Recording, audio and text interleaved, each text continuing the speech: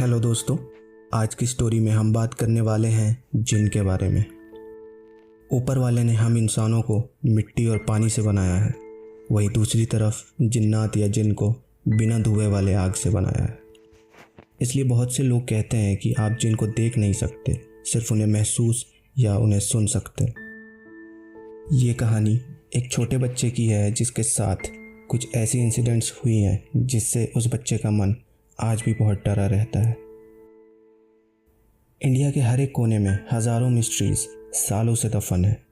कुछ मिस्ट्रीज़ तो ऐसे हैं जो टाइम के साथ लोगों की नज़रों में आ जाते हैं, लेकिन वही कुछ मिस्ट्रीज़ ऐसे हैं जिन्हें आप महसूस तो कर सकते हैं पर अपनी आंखों से देख नहीं सकते। आज की कहानी भी एक ऐसी ही मिस्टीरियस वर्ल्ड से जुड़ी हुई है। ये कहानी आपको एक नए डर का एक्सपीरियंस कराएगी। पहले तो जब मैंने ये कहानी सुनी तो मुझे भी इस पर विश्वास करना थोड़ा मुश्किल सा हो रहा था, लेकिन जब मुझे कुछ बातों का पता चला तो यकीन हो गया कि ये एक सच्ची घटना है। इस इंसिडेंट के बारे में आगे उसी बच्चे के पिता की ज़ुबानी जानते हैं। अस्सलाम वालेकुम दोस्तों, मेरा नाम शाहिद है और मैं राजस्थान के जोधपुर के पास के ही एक गांव का रहने वाला हूँ। ये कहानी आज से करीबन 2 साल पहले मेरे बेटे के साथ हुई थी। इस इंसिडेंट को याद करके आज भी मैं और मेरा परिवार डर से कांपने लगते हैं। जब ये इंसिडेंट हमारे साथ हुई थी तब हमने एक बार तो अपने बेटे के ज़िंदा बचने की उम्मीद भी छोड़ दी थी। मैं और मेरा परिवार खुशी से अपना जीवन बिता रहे थे। मैं गवर्नमेंट एम्प्लॉय हूँ, इसलिए अपनी पूरी जानकारी आपको नहीं दे सकता। आज से करीबन 2 साल पहले मेरे अब्बू की मृत्यु दिल का दौरा पड़ने से हो गई थी।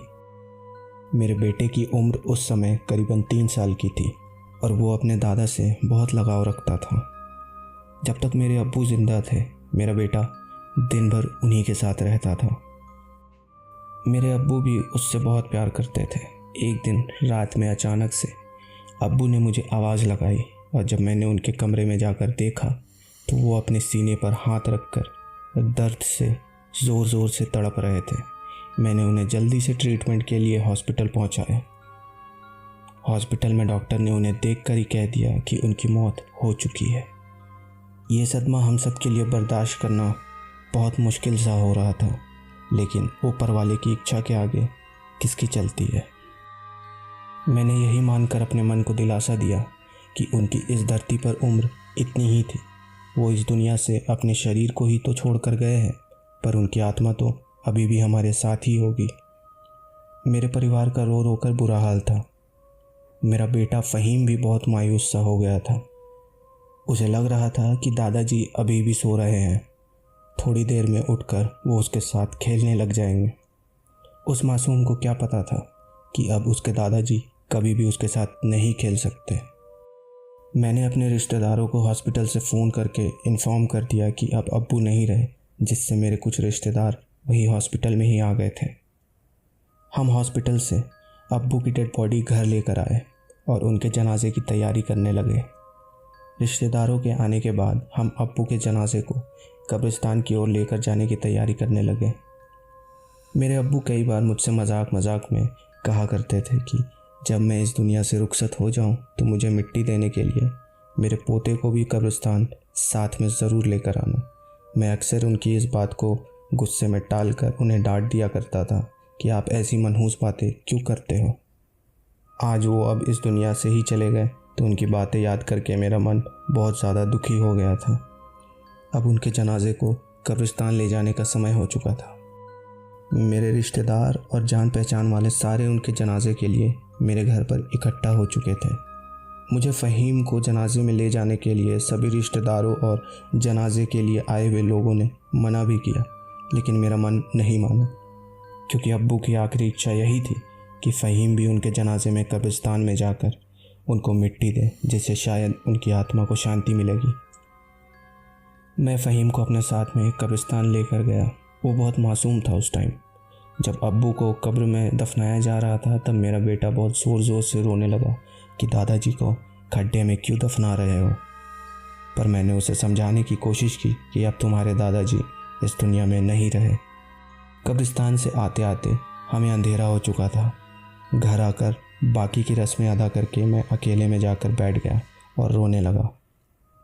बचपन से लेकर अब तक की सारी यादें मेरे दिमाग में एक फिल्म की तरह चलने लगी।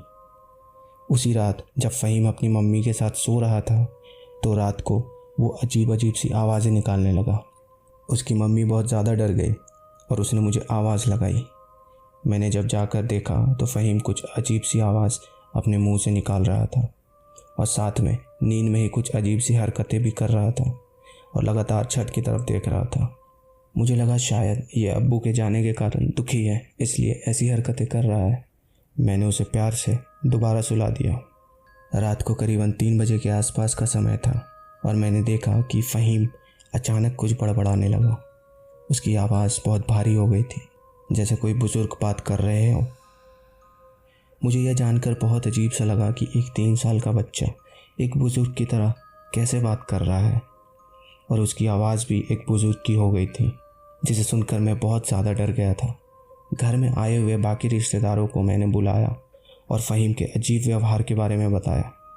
हमारे एक दूर के चाचा घर पर आए हुए थे, जिन्होंने फ़हीम को ऐसी अजीब हरकतें करते हुए देखा तो उन्होंने कहा कि इस पर किसी बुरी आत्मा का साया आ चुका है जो इस बच्चे को परेशान कर रहा है।